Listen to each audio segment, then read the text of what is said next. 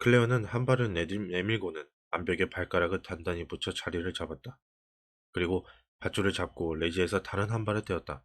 숨막히는 찰나 그녀는 그대로 허공에 매달렸다가 발을 벽에 붙여 중심을 잡았다. 나무는 뽑히지 않았다. 그리고 한쪽 발을 조금 옮겼다가 다시 폭을 넓혔다. 나무는 아직 무사했다. 그녀는 밧줄을 당겨 두 번째 발을 내밀었다. 그리고 다시 다른 발, 이제 다 밧줄을 조금 더 당긴 다음 천천히 암벽을 가로질렀다. 마침내 나무 아래의 작은 레지에 두 발을 디뎠다. 그녀는 크게 심호흡을 했다. 이곳에서는 수직으로 뚫려있는 바위 틈을 통해 위로 올라가겠지만 그나마 디딤판은 충분할 것이다. 머리 바로 위에도 몇 개가 보였다. 그 끝에 휴식처가 있다고 했다. 그녀는 어렵사리 나무에서 밧줄을 벗겨 내다시 감았다. 장소가 너무 좁고 위험해 장갑을 보침에 넣을 방법이 없어 그냥 어깨에 맨 밧줄 아래에 끼워 넣었다. 그리고 마침내 첫 번째 홈을 잡고 한 팔로 몸을 끌어올렸다. 그늘이라 더 서늘했다. 문득 피로감이 몰렸다. 이제 겨우 이른 오후이건만. 아직 갈 길이 멀다. 좁고 어두운 터널을 지나는데 예상보다 시간이 지체되었다. 깎아지른 벼랑이 아니기에 밧줄에 매달려 암벽을 가로지르는 것만큼 목숨을 걸 일은 아니었다. 그녀는 두 암벽 사이의 경사를 따라 위로 이동했다. 서늘한 건 좋았다. 암벽 바깥면은 무척 뜨거웠을 뿐 아니라 태양이 화강암을 때릴 때면 미강 때문에 이따금 시야가 흐려지기도 했다. 이곳은 정반대 이유로 잘 보이지 않았다. 어두운 그림자. 그래봐야 처음에 어둠 속에서 암벽을 타던 때와 비슷했다. 그때도 감각으로 해냈다. 환기 때문에 바위가 젖어 있는 것도 문제였다. 햇볕이 들지 못한 탓에 좁은 바위 터널로 스며든 물이 그대로 남아 있었다. 그래서 암벽은 축축하고 미끄러웠다. 클레어도 두 번이나 손을 놓치는 바람에 미끄러져 원래 위치로 돌아가야 했다. 옷에 두 손을 닦아보았으나 옷 역시 지금은 잔뜩 젖은 채였다. 마침내 밧줄에 끼워 놓은 장갑이 생각났다.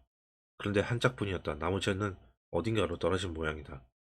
그녀는 한동안 절망했다. 그리고 아이나르의 경고가 떠올랐다.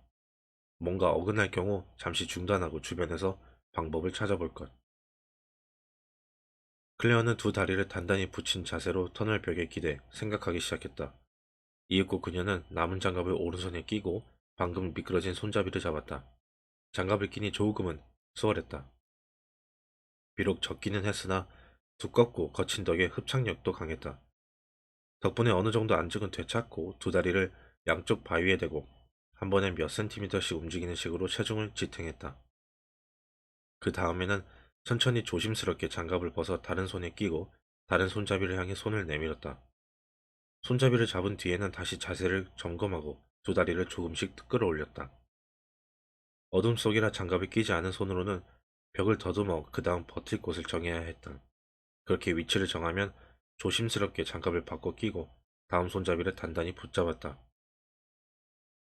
끔찍할 정도로 더딘 속도였지만 그래도 미끄러지지 않고 오를 수는 있었다. 멀리 머리 위 입구에서 해가 비쳤다. 그것을 통해 다시 암벽으로 빠져나가게 되는데 그녀의 기억으로는 커다란 새동지가 있는 곳이다.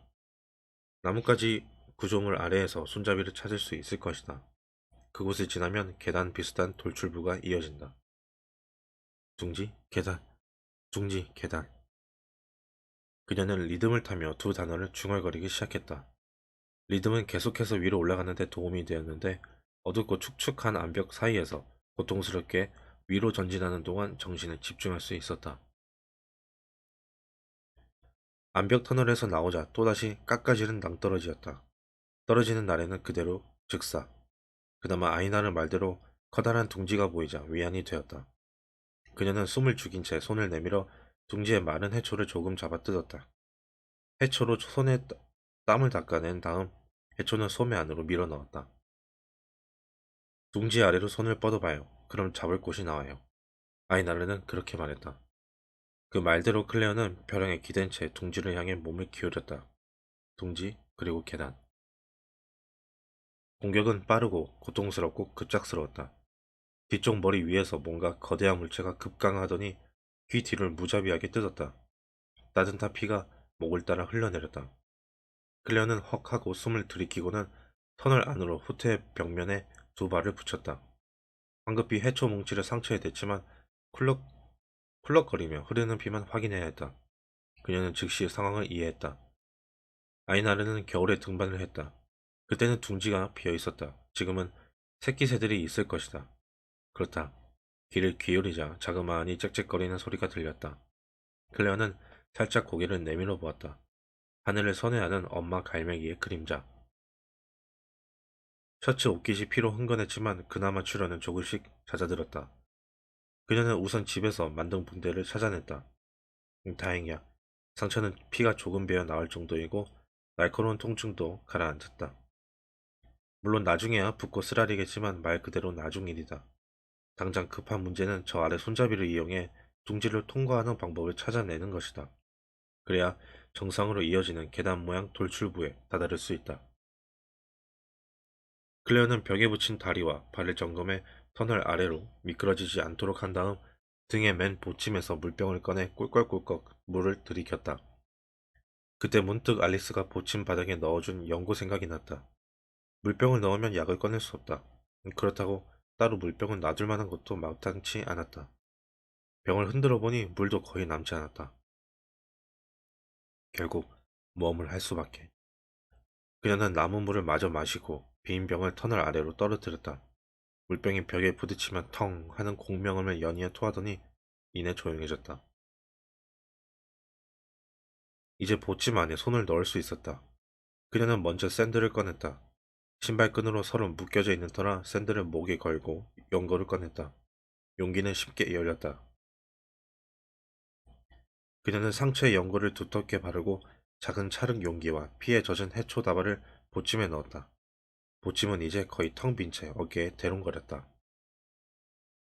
드디어 재도전할 준비가 끝났다. 입구 위를 날던 갈매기 그림자도 보이지 않았다. 부디 바다로 날아가 새끼들한테 줄 물고기로 부리를 가득 채울 때까지 돌아오지 않으면 좋으련만. 이번에는 좀 더 서두를 참이다.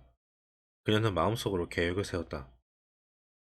입구에서 몸을 기울여 가파른 바위로 몸을 던진 다음 둥지 아래 손잡이를 잡는다. 그리고 그곳에서 재빨리 제 반대편으로 건너가 첫 번째 계단만 찾으면 된다.